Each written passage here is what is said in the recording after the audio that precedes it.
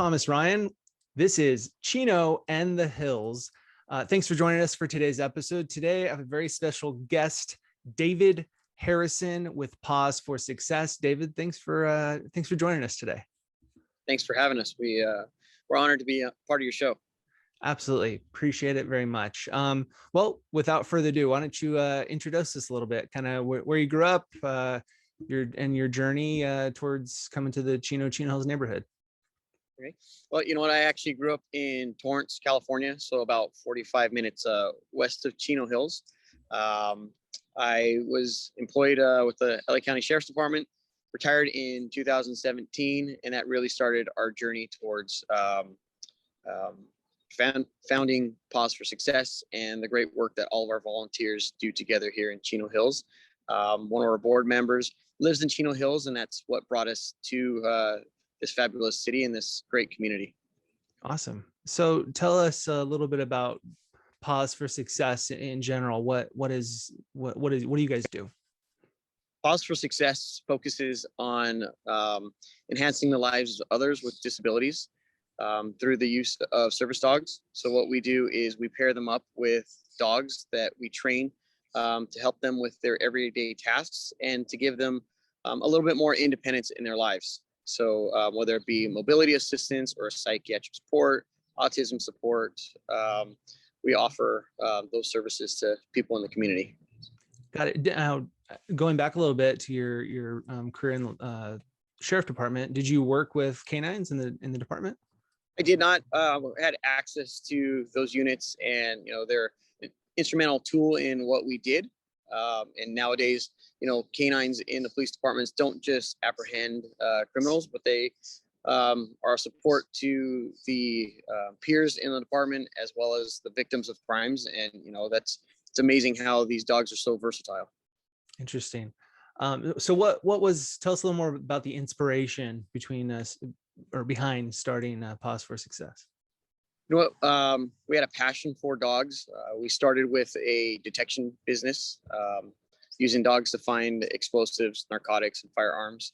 But we thought, the dogs can do so much more. We had some people that kind of approached us and asked us like, hey, how do we, dogs are amazing. They can do all these great things. How do we take it upon ourselves to train dogs to help our children, our loved ones, because service dogs are expensive. They cost anywhere from $25,000 to $35,000. And there's a lot of people that don't have access to service dogs because they don't have financial means. And so they were like, hey, how do I do this myself? And so we thought, we have the ability to help people. Why don't we just switch gears a little bit? It's a passion of ours. We have people, that surround us and are helping us. Let's get all these resources together to do more for people. We shouldn't be limited by our financial, status. Yeah, a number of these people, I imagine, are burdened by additional medical costs and stuff like that. So this is just one more high dollar item to tack onto that. Yeah, and you know what? It's opened the door to so many other things. Paws for Success really started with a focus on training dogs and pairing them up with people, but it's within the last year, so we've only been open since just before COVID started. Perfect timing. Yeah, it was like, hey, what do you want to do with your savings? Oh, let's start a nonprofit during COVID. That's a quick way to get through that. But we've been blessed. We haven't skipped a beat. We haven't closed our doors. We continued to build our community with the community support. A lot of our clients came to us and had access to us more than just once a week because, their family members, their children, the schools were closed, those resources were closed, and those individuals needed that stability. They needed that outlet. So, by us being open, they had services available to them. Very cool. So kind of tell us about those services and how the program works all together. If I'm a family interested in a service dog individual, or just kind of how does it start from the beginning and throughout the process? So we found that, everybody's got to have skin in the game. You've got to be invested in the program. So what we like to do is, hey, if you're interested in a service dog, come down, meet with us, volunteer with us, get involved. We want to see that, you know what, you understand the responsibility that comes with having a service dog. Service dog isn't an end all to everything. It's a tool to help you to get through life just a little bit easier, to give you that companionship, to give you the power to control things that maybe you can't face by yourself. We have them come down, we have them volunteer, we have them see what it takes and the work that's involved. And then we pair them with a dog. Typically, we find dogs from local rescues or shelters. Okay. So we're giving a second, we're renewing the life of a dog, giving them a purpose. And then we're also creating a great bond, because that dog understands, hey, I went from a situation that was less than desirable to a home and a person that loves me. Like, this is my person. Then we teach the person. We give them the tools to train that dog with our guidance, so that, it teaches them, one, responsibility, and two, it teaches them that they can accomplish great things.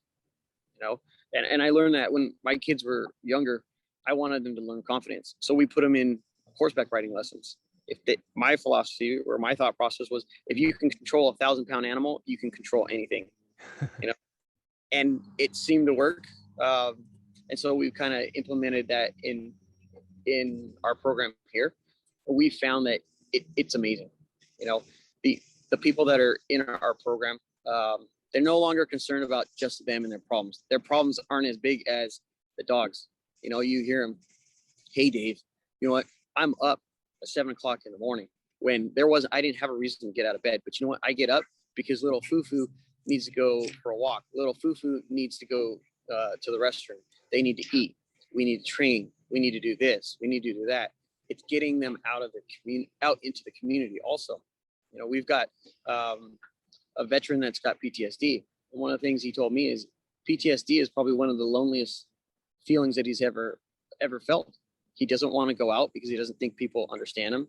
He thinks he's got a banner on his forehead which labels him, and everybody's looking at him. He says, I'm just really, really lonely, and my apartment is so small and so cold. Now he goes for hikes. He says, everybody in my apartment complex knows my dog and knows me. Everybody says hi. It gives me a reason to connect. 2 weeks ago, we went to a community event in Burbank, and I took him and his dog with us. He had a blast, and he says, you know what? The dog is what did this. The dog's what made me come out. The dog is what spurred me to talk to people out in the community. He goes, it's much easier to talk about my dog than it is to talk about myself. I don't like talking about myself. It takes me to a very dark place. He goes, but you know what? This has given me a reason to come out. It's really helped. He says, I can't wait for the next one. Very cool. So, that's awesome. Yeah. How long does the typical process take, right? Like you introduce to a dog and kind of get the training going and stuff like that. How long is the training process? Service dogs aren't just click of a switch and they're skipping down the street and doing all sorts of great things. It could take anywhere from a year to 2 years to really finish a dog, but even at that, training doesn't end. We tell people, hey, training is every single day.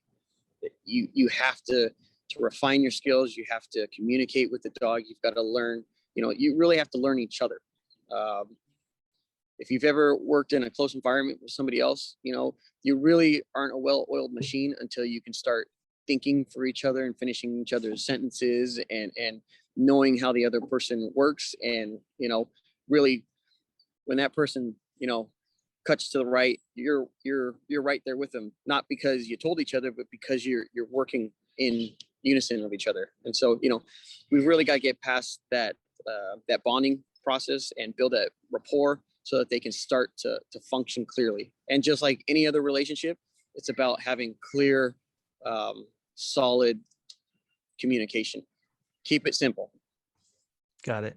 Now the dogs you're using, you said you're rescuing most, or if not all. Does it depend on, does it matter the age that the dogs are, the breed, or is it kind of just all situational? So it depends on what task you want them to do. Let's say you want a mobility assistance dog. Well, a Chihuahua, as great as they may be, probably isn't your best option. It's not going to get you very far. If you have anxiety and you need a service dog, a dog that is high strung and, spins around the room all day long is probably not your best option either. So we really have to look at what, requirements you need from the dog and what tasks we want. And then we look at breed, because certain breeds are better suited for certain jobs, like anything else. But we don't necessarily say, hey, we're only going to take this breed or that breed. And then as far as age, we would prefer a younger dog.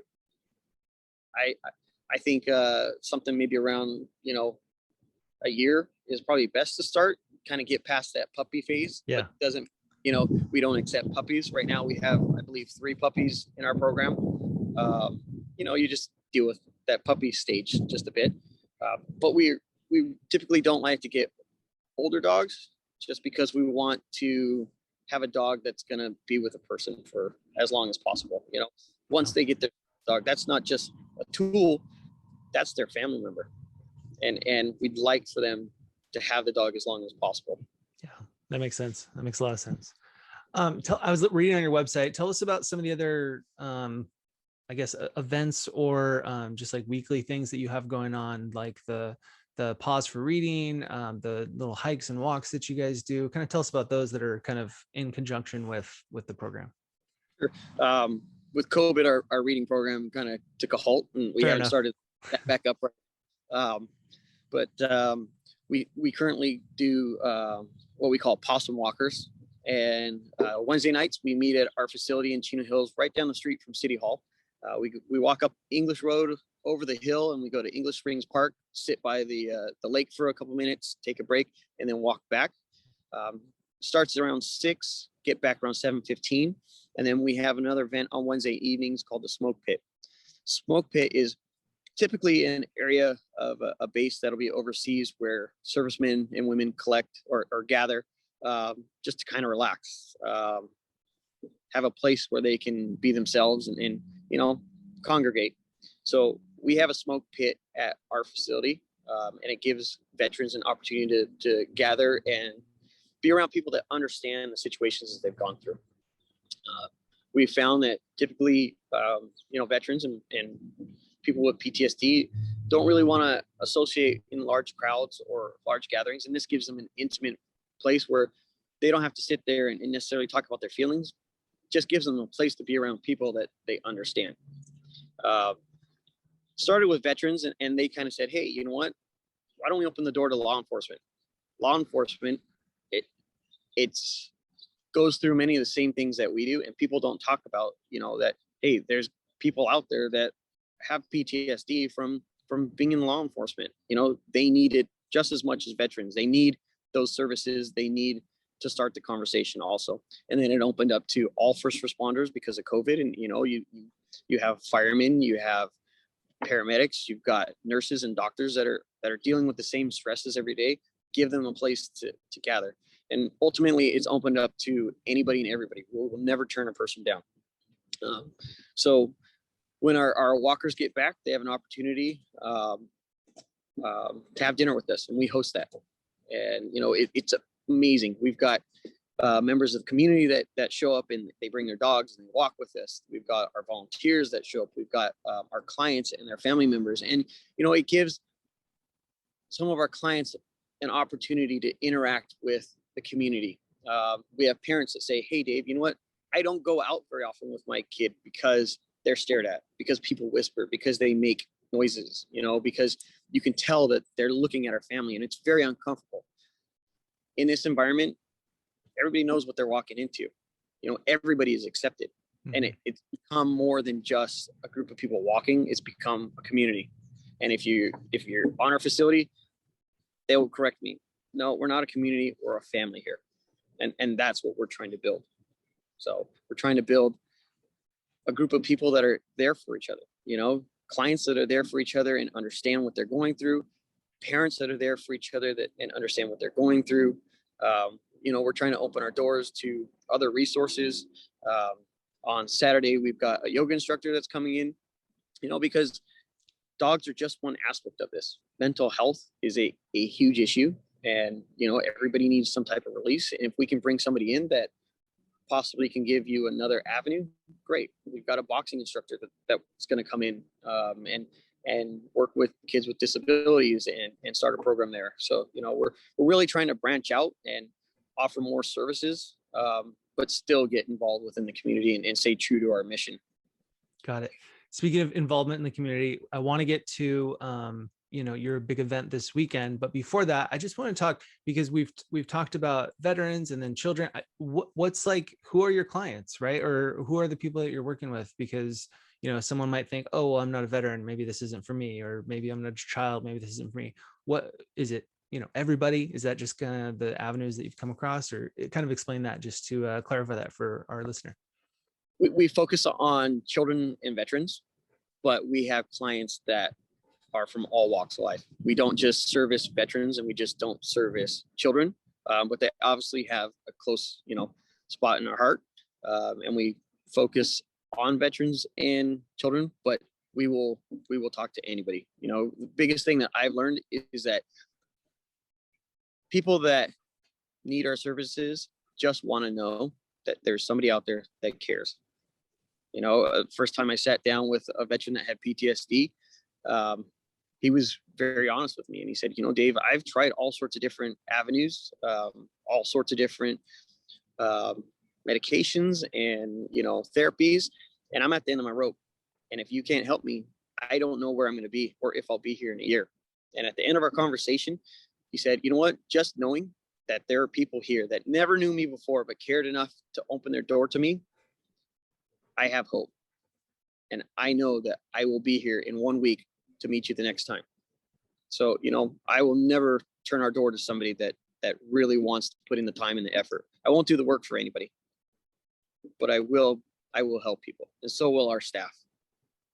I like it.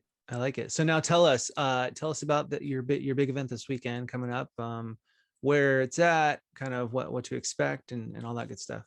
Sure. So we're actually going to have an open house this Saturday, June 12th, from 1 to 6. From about 1 to 2:30, it's going to be a meet and greet. You get to come out, see some of our service dogs. We'll have one of our detection dogs out there to show you how they work and operate, and it's really fun. You get to hide stuff and see how the dog performs. Find out about our programs. We'll also have vendors. We'll have some food booths out there. We'll have a raffle. We're also going to announce our essay contest winner.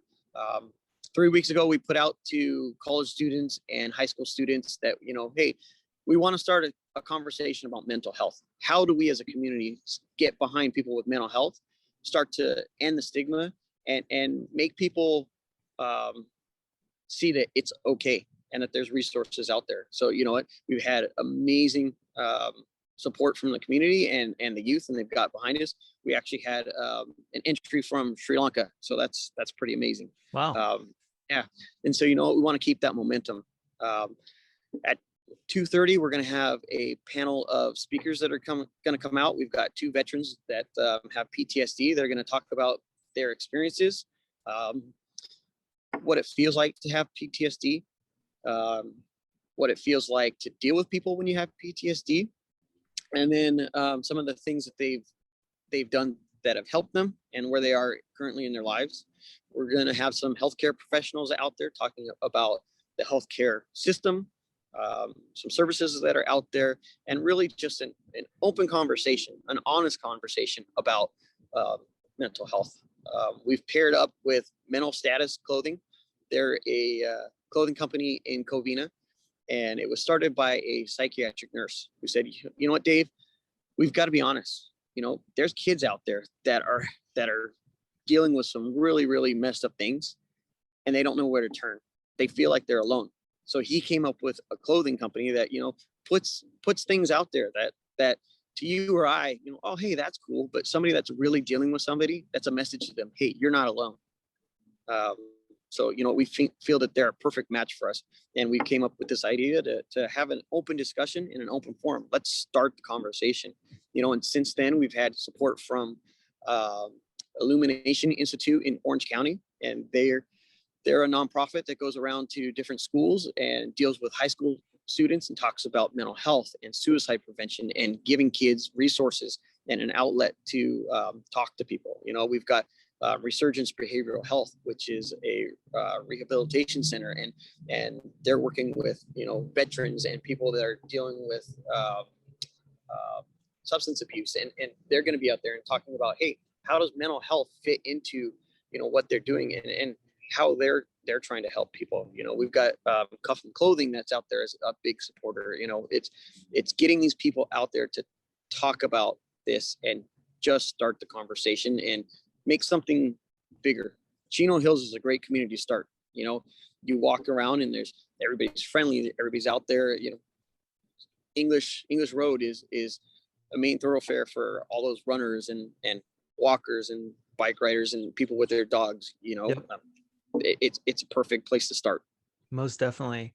Now, we started this by saying, you know, you started just at the beginning of COVID, and, you know, theoretically it couldn't be a worse time to start something like this. However, if you look at it from, you know, a different point of view, right, as I'm sure you've noticed, you know, the mental health aspect of staying quarantined, sequestered away from friends, family for quite a bit of time has taken a toll on a number of people. So these resources couldn't be more timely.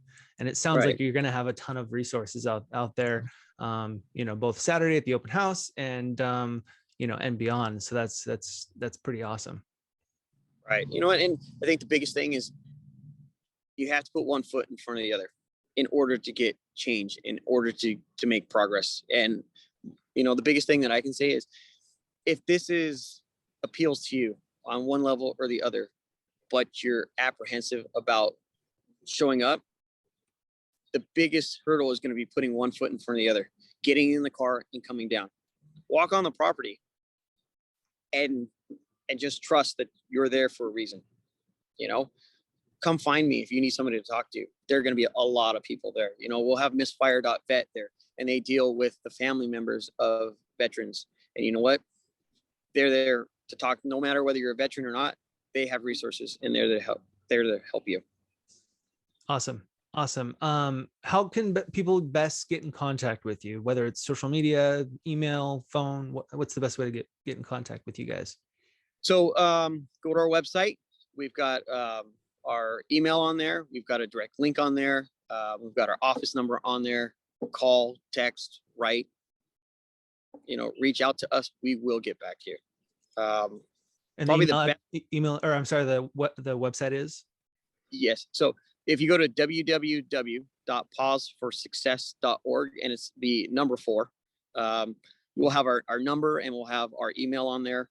If you're going to email us, just please give us a phone number that we can call you back on, because sometimes we respond and it goes to your spam, and you think that we never responded to you. But we try and make an effort to always get back to people. Got it. And your location? 3141 English Road in Chino Hills, California. Obviously, we keep kind of flexible hours to accommodate our clients. So we ask that, you know, hey, contact us first if you want to make an appointment to come down, just to make sure that we're there. And, you know, we hope to see everybody that we can out there. If you can't make it, you know what, still go on our social media, Paws for Success, like us, share our information, you know, because you don't know who that's going to reach and who really needs the extra push to, you know, get them through what they're going through. Most definitely. Is there anything we missed? I should have asked you that you wanted to touch base on before we say goodbye? No, I appreciate the opportunity. You know, we're trying to get out there and be part of the community more. So, you know, if there's any way that we can help you guys or be part of something bigger, let us know. Absolutely. We'll most definitely be linking all of your contact info in these videos and all that good stuff. So feel free to reach out to them. Again, remind us of the event this weekend, times and date. Yeah. So it's going to be Saturday, June 12th, 1 o'clock to 6 p.m. Our open forum is going to start at 2:30 and run to about 4:30, 5 o'clock. We also have yoga that's starting at 9 o'clock in the morning, right there on our site. It's called Yoga at the Ranch. You can find information on that on our website also, www.pawsforsuccess.org. Awesome. Awesome. Thanks so much for joining us today, David. A lot of really great, important information, and even an avenue to, as I said before, some awesome resources for some people out there. So thanks for joining us today. Oh, I appreciate the opportunity. Thank you. Yeah, my pleasure. Thanks to you for listening and watching in. If you have any questions, feel free to jump on the website and get a hold of David and his team. Thanks again. Have a good day. Bye.